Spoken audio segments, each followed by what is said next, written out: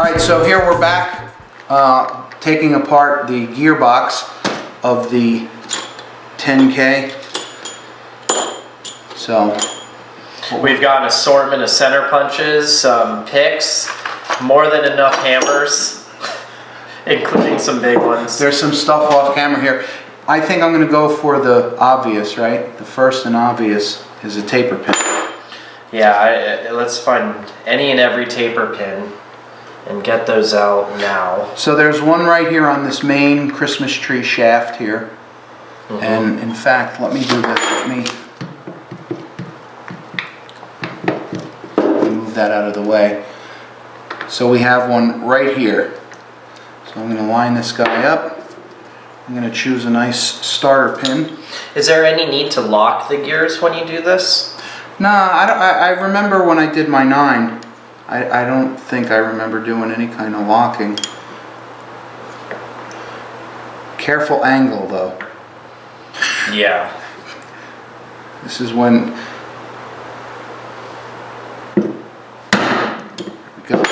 Wow. Brad has a touch for taper pins. Don't say that, you just jinxed me. Knock on wood. Alright, so we got the first taper pin out, which should release a lot of things. Now, there's also, as I clean through some set screws. Yeah, there's a locking pin. There's a locking pin somewhere that we have to find. We have to hunt it down and find it. There it is. Yeah, the other end's on the other side. And it's not a taper pin, it's just a straight up pin.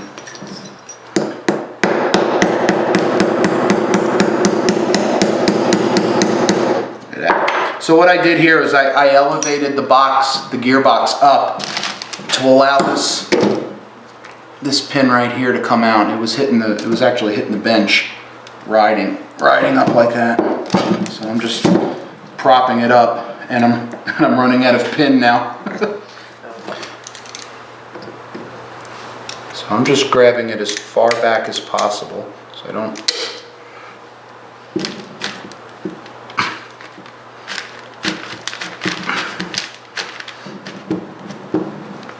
It's coming, I can see it. Alright, so I have a collection of pins here.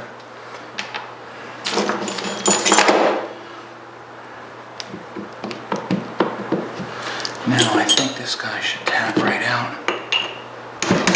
Yep. You can see now the groove that's machined into the shaft that the pin retains. Just like that. Yep.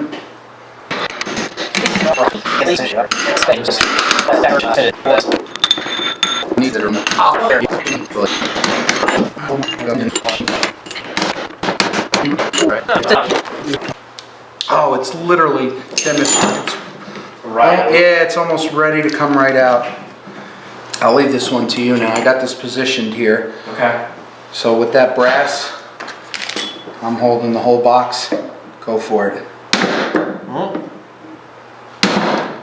Yeah, it's going.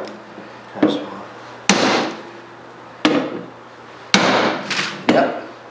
Here we go.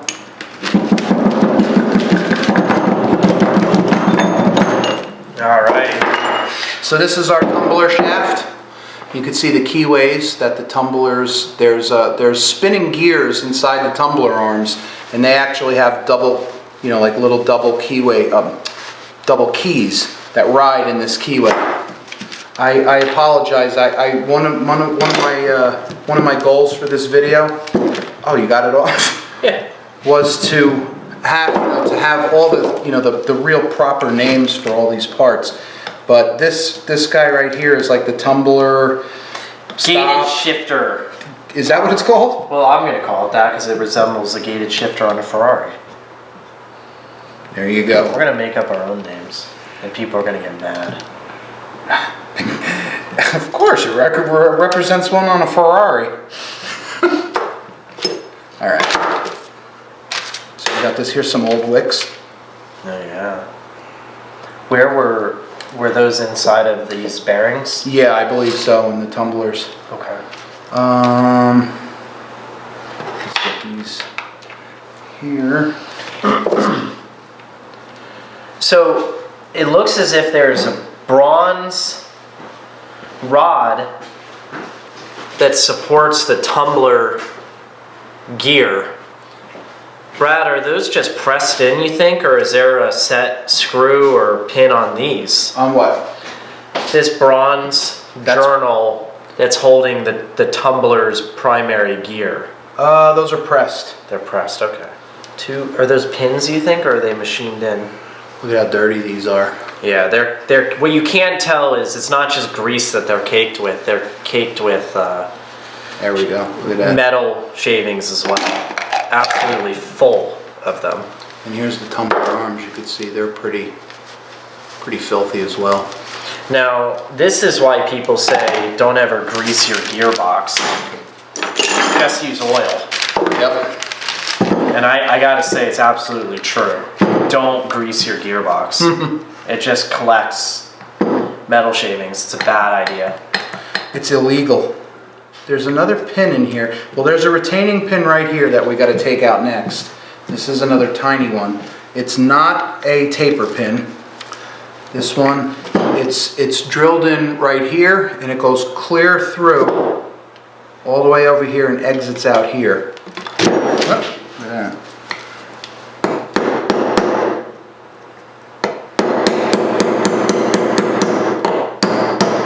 Absolutely. See that? Told you there was a pin there. You can see it sticking out.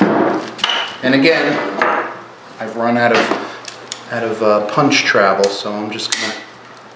Oh, thank God this one just came right out. Brad, do you have a Dremel? I do. That I can start preparing for later on when we'll remove the plate off the front? All right, let me get this guy off. So here's a taper pin. There's the fat end, the one that protrudes out, and then the small end is right here. So we'll get that and we'll be able to pull this shaft out. It only takes one bad taper pin in an entire lathe restoration to ruin your time. See, here's another tip. You know, when you're ready to fire the first blow to get this thing out, you want to make sure that this thing is supported as best as possible so you could exert all the force right into that shot. Get it out once. Yeah. One shot, done. One shot, one kill, one way. If you don't do it, then you're going to start, mushrooming your pins, and I think this is pretty good. In fact, I want a little bit of horsepower here. Oh, came out. It actually flew out, and it flew out and hit the casting. It came out so easy. Wonderful. And look at it. That little retaining collar still won't move. No, it is caked on there.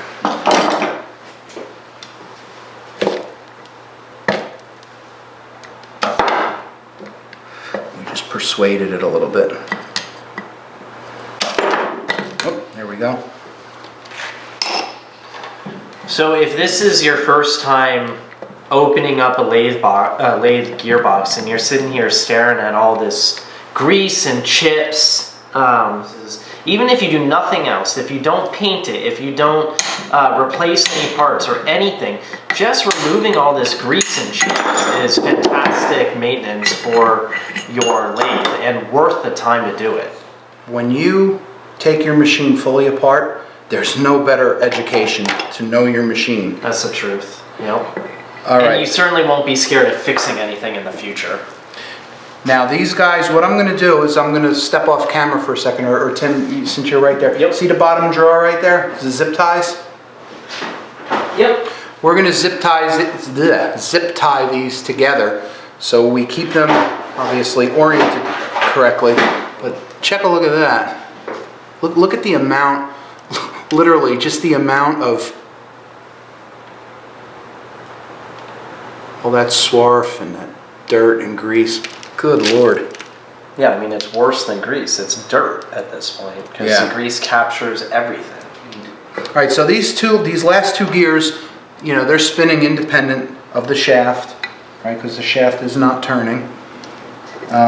But they are pinned to here, or they're keyed. I'm sorry. There's a keyway running through here. Now, if I remember correctly, boom! It just gets tapped out. Yep. There we go. That's it.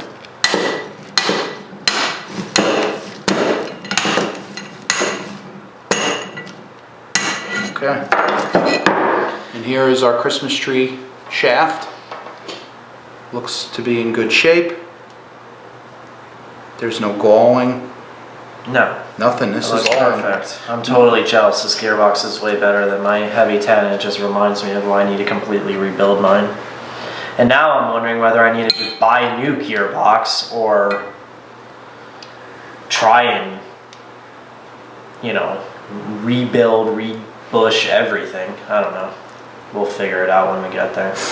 Separate project. Maybe on video. You don't want to know my advice. Buy a new gearbox. Don't worry about it. No. What? Buy a 13. Oh, yeah. Oh, I don't want the... It's not that I have a problem with the 13. It's just the space in my shop.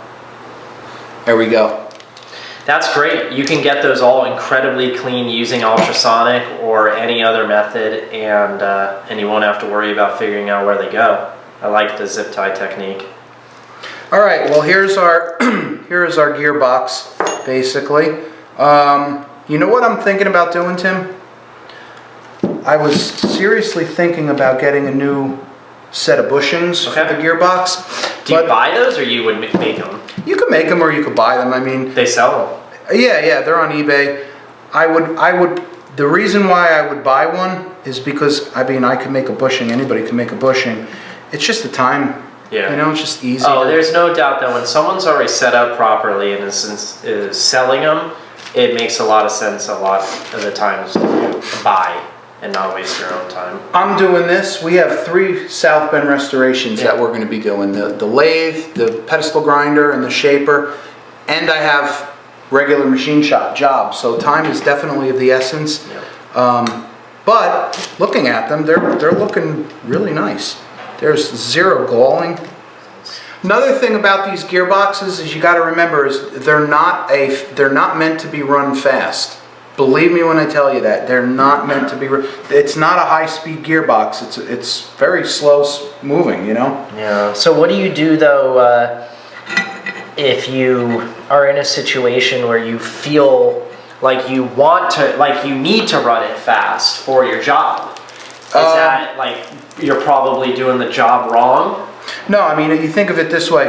If this thing was to fly, to go really, really fast, that would be for a very coarse thread, right? Like, whoosh, you know, which you should be turning the spindle slowly. Very slow, yeah. I thought the same thing. I need to remove these retaining pins that hold these idler gears on these Tumbler levers.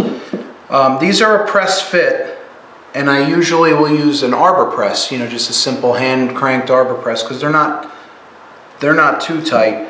What I'm going to do is I'm going to just, before I go downstairs, because I haven't brought the arbor press upstairs yet in the new shop, so I'm going to just put these here, and with a drift pin I'm going to try to see if they're easy enough that they'll just tap out. Alright, so we got this one here.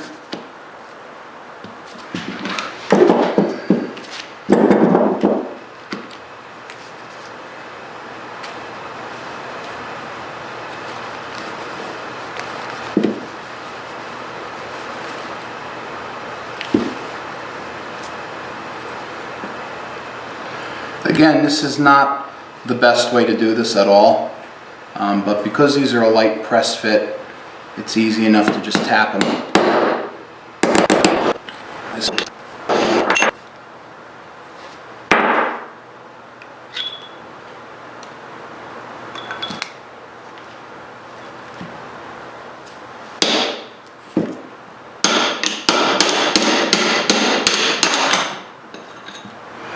Now, because this gear section over here, I mean, the side of this gear doesn't touch anything or whatever, it it could get a little mark. In fact, I'll do it underneath. You won't see this right here. Just very lightly. That's it. Throw these guessings. One note about all these handles now. A lot of people will leave these handles just the way they are, attached to the tumblers, and I don't do that typically.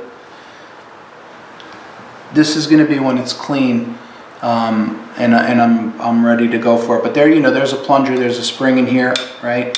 So located somewhere along this this edge here is a pin, is a through pin, and you got to knock this pin out, and it will let the head cap come off of the plunger, and you can get the spring out.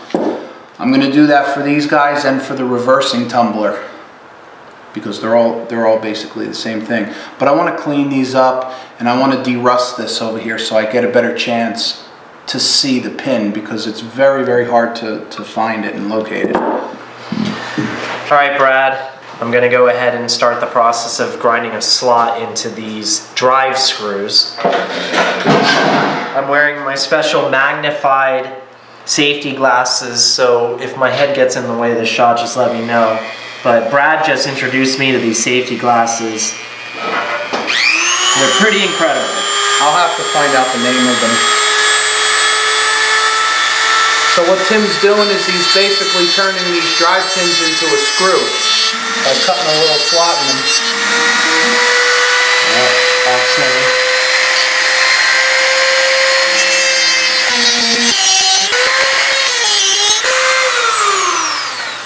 I'm going to test my technique on one before moving on to others.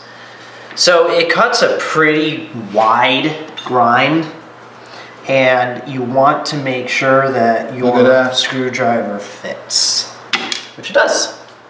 So you can see the drive screw actually has a pitch to it, so that when you hammer it in, it twists. And that one nice feature of that is that it's easy to remove, but you have to grind the slot.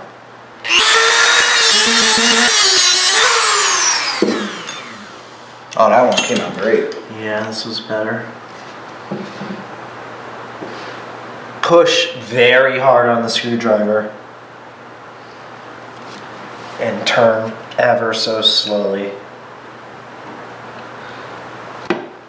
You kind of only get one chance at these. You do the honors on this one. Okay.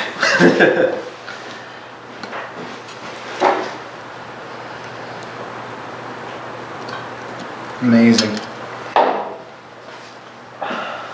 Alright, we got one more, bud. Okay. Woo! I got close on that one to bottoming out.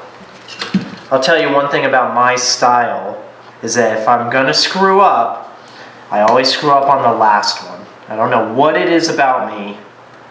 Yeah, it's turning. Is it? Yeah. Let me, I'm just trying to make If not, I know what I have to do to make it turn. Alright, stop. Let me fix it. Messing it up.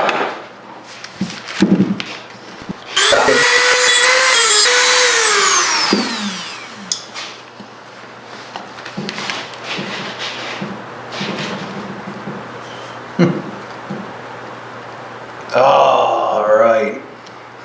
Saved. Saved. Here's our plate, not damaged at all. And what we're gonna do with this, it's a little trick that I like. You don't have to do it if you don't want to, Brad.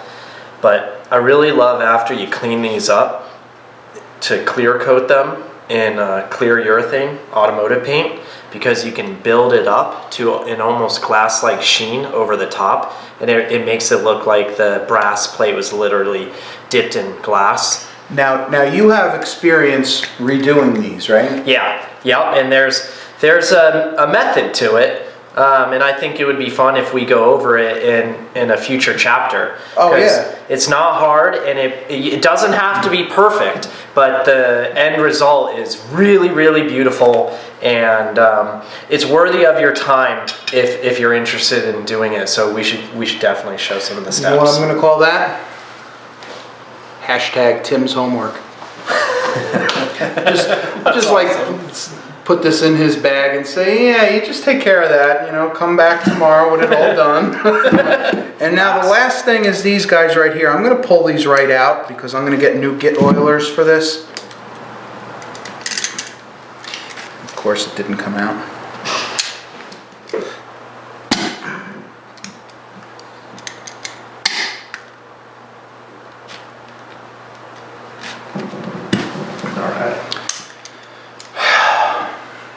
I'm gonna do it to the nut to the other one. Just break it, replace it.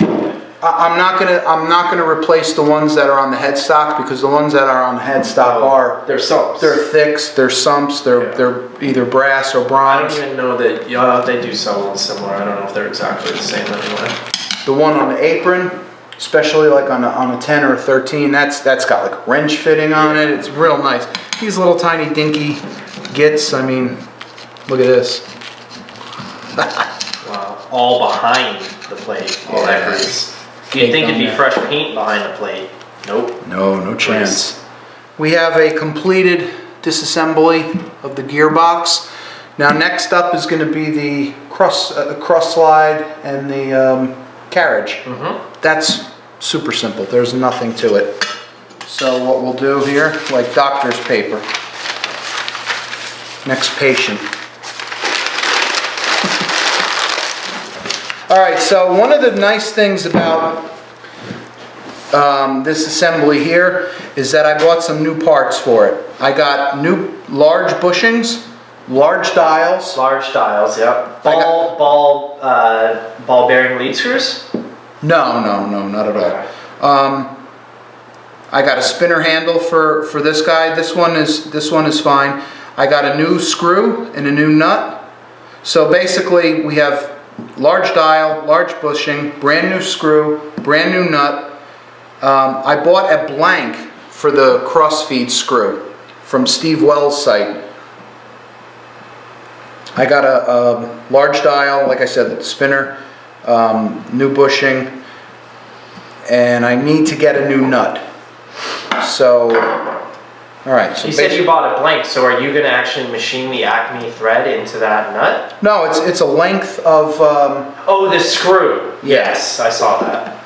So, all right. So the first things first here is I got to get a cup for all the screws and everything like that, and I got to get a couple of special tools to remove the nuts on here. So let me get them now.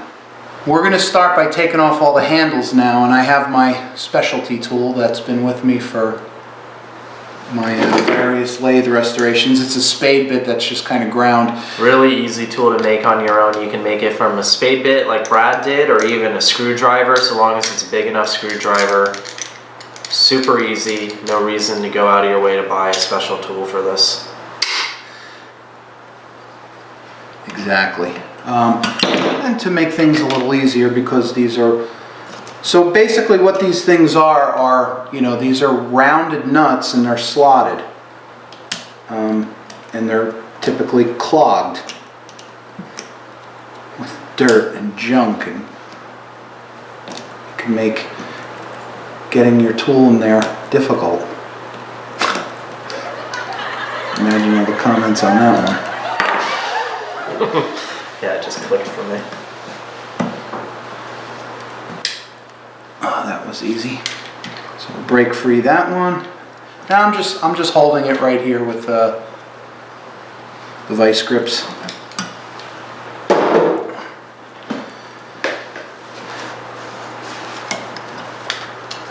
So here's nut number one into the bucket.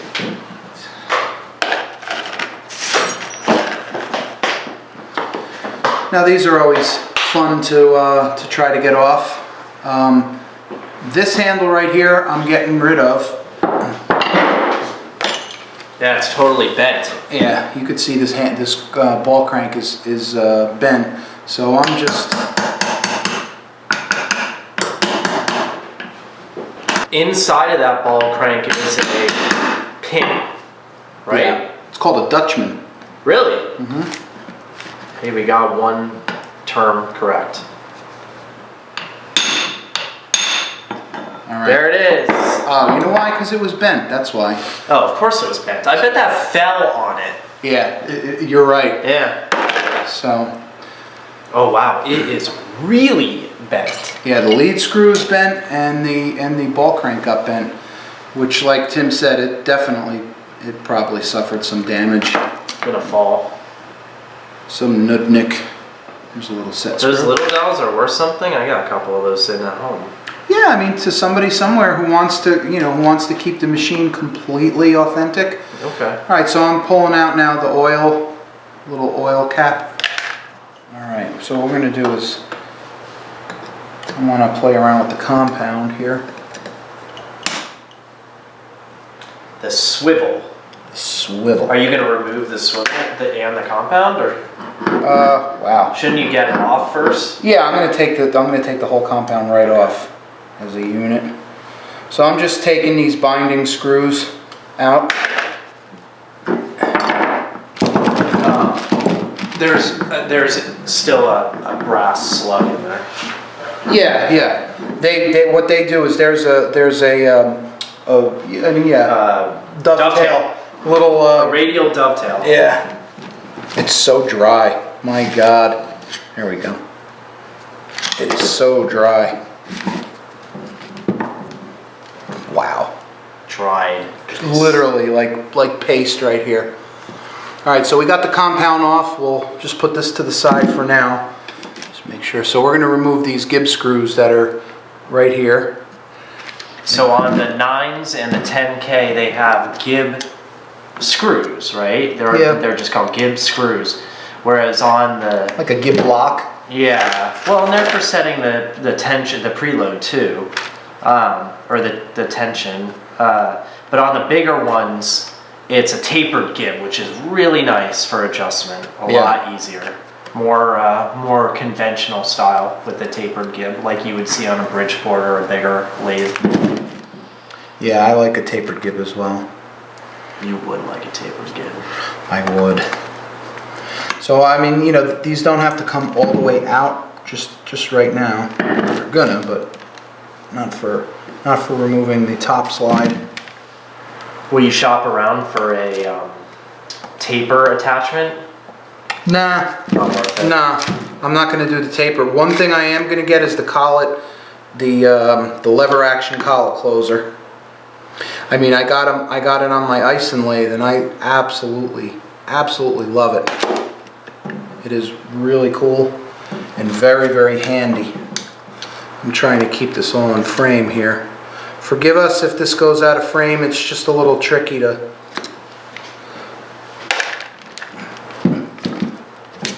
Alright, this Gibb is ready to come out.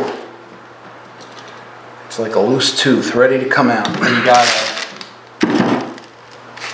Alright, so from the other side here with a screwdriver, I was able to kind of free the Gibb. So here it is. It's dainty.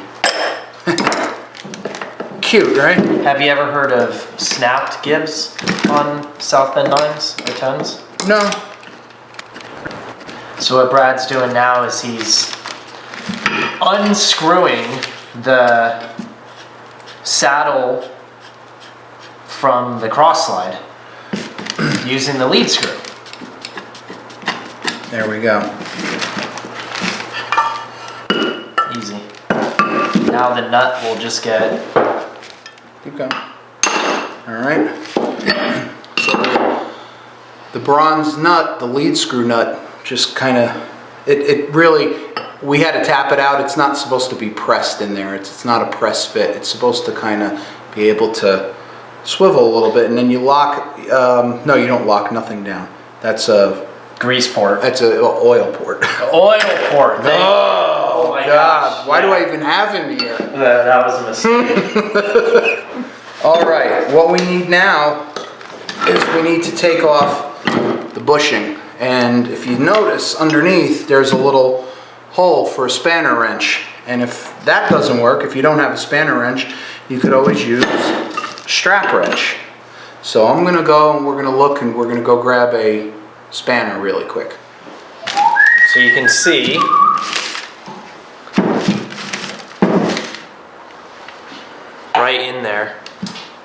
good. Look at that. Make sure you take the screw out. Now show the audience how badly worn that screw is. Now, luckily we got this, which I probably mentioned. This is a blank from Steve Wells' site. So you could see, like, here, let's do an A-B comparison. Absolutely.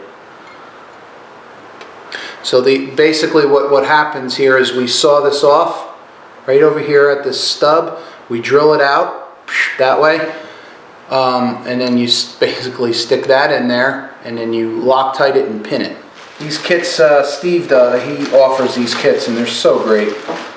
I got this on eBay, right? So I mean, even this screw is worn pretty terribly, and I would assume maybe the nut is as well, but we got oh, this is ball bearing. It is a ball bearing. Yeah. Yep. I forgot about that.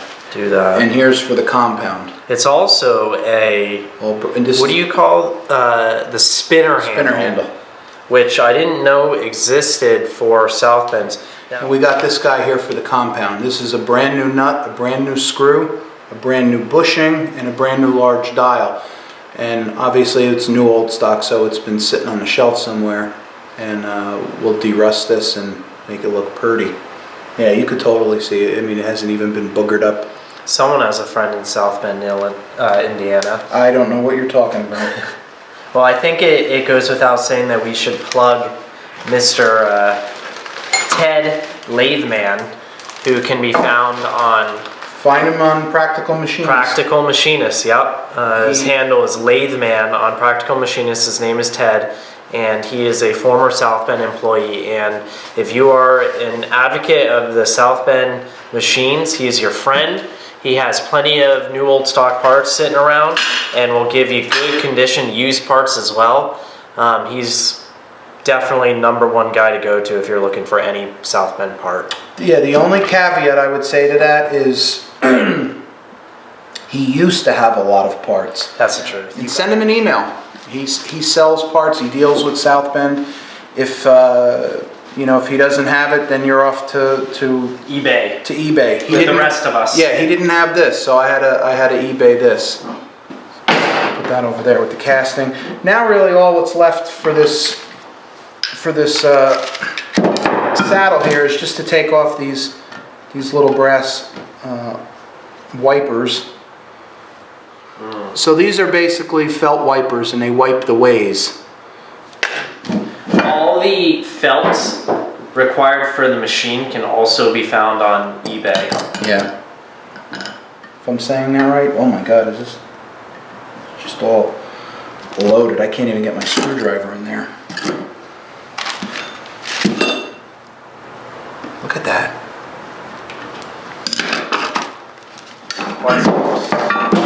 A screw will perish tonight.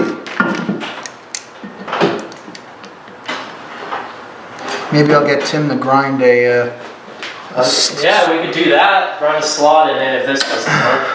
I got it. It's working. They're definitely not tight screws. Yeah, the screw is definitely hosed. We have a nicely worn. Oh my God. You know what? I'm really considering getting it scraped and putting the turkite. I call it tercite. Tercite, I've heard it turkite. called turkite. I don't know. We might have to do something with this.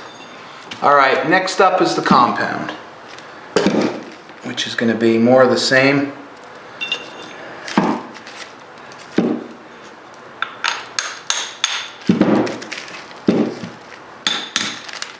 Almost.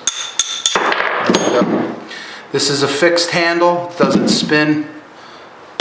That will get redone. So do you use that part and redo it for the spinner handle? No, I'll just look to buy a spinner handle. Not on a compound. I don't like a spinner handle. Yeah, because you want that feel. Exactly. Yeah. Oh, this is kind of bound in here. So our dial our dial is sticking to this, to the lead screw. However, I have a new screw, so, but you know, my goal is not to butcher this thing up because I have the luxury of having some new parts. We're gonna take the Gibbs screws out. Hey, like I said earlier, it's always the last one that gives you the problem. Yep. Cockiness increases. All right, I could see that we have a little tiny shoe. Just want to hit this gib just to free it. Okay. Yeah, we'll go that way. It wants to go that way. Again, this, you know, the compound is so gunked up that, you know, the gib needs to be kind of tapped out. Now you wouldn't be able to tap it out that direction if it was tapered. Correct. You'd just be tightening it. Now there's a screw back here, which I believe binds the nut and you know, just kind of tightens it down a little bit so it doesn't move. It's really like a nut lock.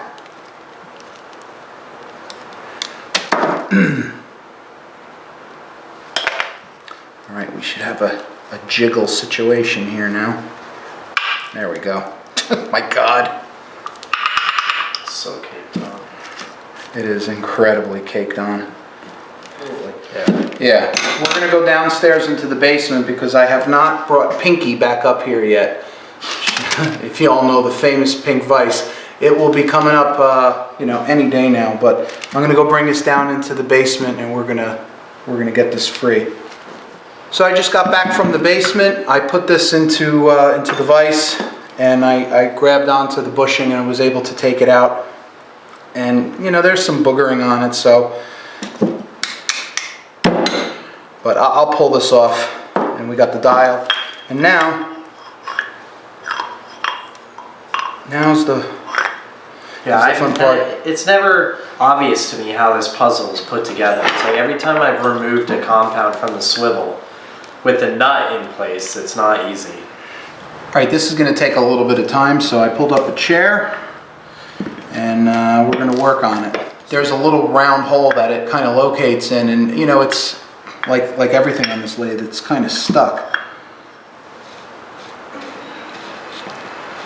Using the screwdriver as like a ramp, I would stick it under here and I would tap the compound down, which would drive the nut upward.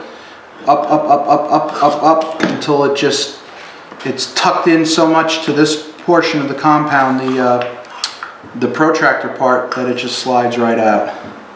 And you could see. And there she is, round nut.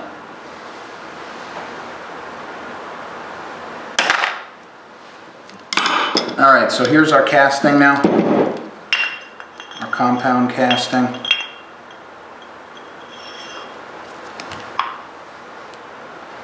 All right, we're officially done with the carriage. All right. Well, that's it, guys. That's the disassembly is done for tonight. So next week or next episode will be the apron. Tailstock. Yeah, not that bad actually. Everything is pretty much almost done. The aprons are reasonably complicated sub-assembly, so I look forward to that. Yep. And thanks for watching, everybody. Appreciate it. Thanks. Oh, one other thing I forgot to mention. After the apron, we have to take the underdrive apart. Oh, yes. Dum dum dum. Yeah, not looking forward to that one. I might be sick next week. He's gonna call out sick already. All right, well, thanks a lot for watching, guys. We'll see you on the next episode. Thanks for having me, Brad. You got it, bud. Bye.